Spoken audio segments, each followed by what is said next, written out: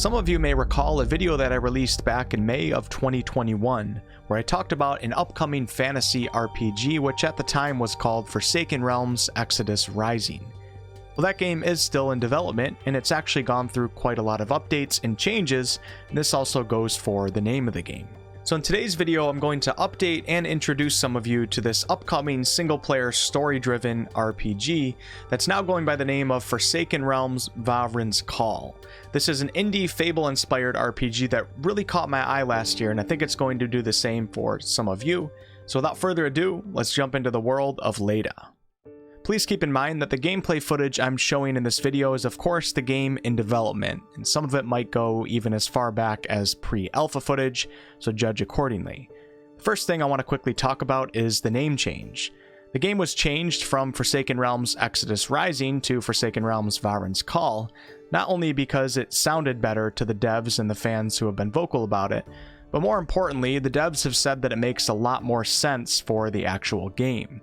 Vahrin is one of the free cities in the world of Leda, and you, the player, will be playing as a mercenary answering a call for help from the city.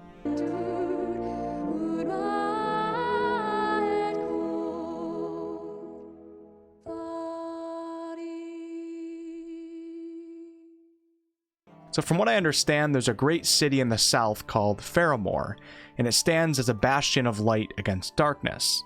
To the north are the Free Cities, and these are cities that have forsworn the gods. The Free Cities stand tenuously united against invaders that come from beyond the Barren Lands, and not long ago the city of Vahrin was attacked and the Free Cities rallied and did end up saving the city. However, not long after that victory, a greater foe would arise and decimate the armies, and Vahrin would lose its help as those that survived would flee back to their own cities. Only the most stalwart defenders remain in and around the city now, and your character will be a mercenary that is traveling there to help out. Now, why are you helping? Well, the queen of the city has had to turn to unlikely allies, such as mercenaries, as a desperate plea for aid. In exchange for help, she promises treasure and gold, and because of this, several mercenaries find themselves traveling to Vahrin. The development for Vahrin's Call started around 7 years ago by a single developer, and since then the team has grown to at least 5 full-time devs and also a few part-timers. Titan Rock is a small independent studio located in southwest England. If some of you are wondering what the Forsaken Realms part of the name is, Titan Rock is actually working to lay the foundation of an entirely new franchise, which will be the Forsaken Realms franchise. Vahrin's Call is going to be the first game in this possible series. As a consumer, it's actually pretty exciting to think about this, because if the game does turn out to be a gem, it'll be cool to have been a part of the first step in this possible franchise that, for all we know, could be around for the next 10 to 20 plus years. Vahrin's Call will be releasing on PC, but Titan Rock also has plans for an Xbox Series X and PS5 launch. It just might be a bit later than the PC release. From one of their recent devlog updates, the current roadmap suggests that they'll be entering into the game's beta phase by the end of this year, 2022. It will be a private beta, which I think would hint at a possible 2023 official release. There will be no early access phase for this game. When the game comes out, you should expect the full game alongside a free demo to allow you to give it a try before making your purchase.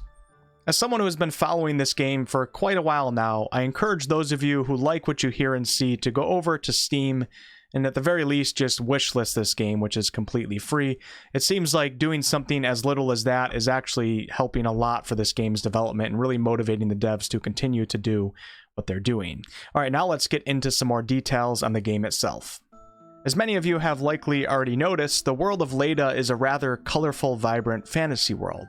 And at first glance, it almost looks like you might be in the world of Albion from the Fable franchise. This game is going to be a semi-open world game that also has several more structured dungeon-style areas that will carry the story forward. For example, when you first arrive to the city's walls, you'll have complete access to the areas surrounding the city to explore as you like, allowing you to work on your character or do side quests, etc. To get into the city itself, you'll need to prove yourself by completing the required story content and overcoming a boss associated with that story content. While on the topic of quests, one of the best things that I recently heard the devs say over on Twitter is this: as we don't want to hold your hand while you explore the world of Leda, you'll find there are no quest markers to tell you where you need to go. This means we need to take care designing each area to ensure signposting is effective at guiding you through the game. What a wonderful tweet. There's nothing worse than a game playing the game for you. Since my last video on this game, there has been a ton of changes and updates. Most notably is probably the new UI and the new but unfinished character creator. On the user interface, we can see character, ability, inventory, journal, compendium, and map. And Titan Rock is currently working on trying to make this user interface work well for both controller and mouse and keyboard, which can kind of actually be quite difficult. The looks of everything is of course subject to change here. If we take a look at the HUD, we can see that Titan Rock is keeping it fairly clean and simple, and this will likely add to the game's immersion. For the character creator, Titan Rock is now going for not only just a more realistic look for the character design, but they're also allowing us to make more drastic changes by altering different areas of your character's face. Before, in the previous version, the character creator was a lot more cartoony and pixelated, and using the sliders didn't really make for any notable changes. It'll definitely be exciting to see their new one in its final design. Another major update to the game is its dynamic weather system.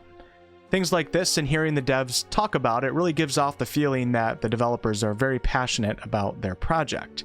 I'll leave a link to their YouTube channel below if you'd like to have a listen to their developer update videos. When it rains in Vahrin's Call, characters and objects in the world will now appear wet. Water will drip down several surfaces, such as roofs and even windows, and puddles will slowly form on the ground. Since we're talking about water, Titan Rock is even adding little things such as when you come out of a lake or pond, your character's boots should of course be wet. So in this game, the wet boots will leave wet footprints, which will slowly start to make less of a print as the boot starts to dry. This also applies to moving in the snow, as your character and the AI will leave snow prints, but as time passes, the snow prints will be filled back up with snow. And the last few things I'll touch upon in this video is the character skill and leveling system and crafting. Skills, spells, and abilities will be located throughout the world for you to discover, unlock, purchase, etc. For the leveling system, this game will have more of a traditional RPG approach, where your attributes will naturally improve the more that you engage with activities that require an attribute. Titan Rock gave us the example of the more you run, jump, and dodge, the more your stamina attribute will increase. And that is really all the info that we currently have on this. There will be a crafting system that allows you to craft different weapons and armor by gathering and collecting crafting materials, and then you'll have to travel to blacksmiths that are located throughout the world. There will be different tiers of weapons and armor which can be upgraded, and you'll also have the ability to imbue weapons with magic, and an example of that would be creating a flaming sword. In summary, Forsaken Realms Vahrin's Call will be a story-driven single-player RPG where you'll be completing quests, exploring, fighting bosses, looting, gathering and crafting, and there will also be puzzles. I could even get into more detail on the game's development, but I think I'll leave it at that for this video, and perhaps update you all once again as we get closer to the final product. And that'll be it for today's video. Thank you guys so much for watching, and for more RPG content, be sure to hit that subscribe button. Until next time.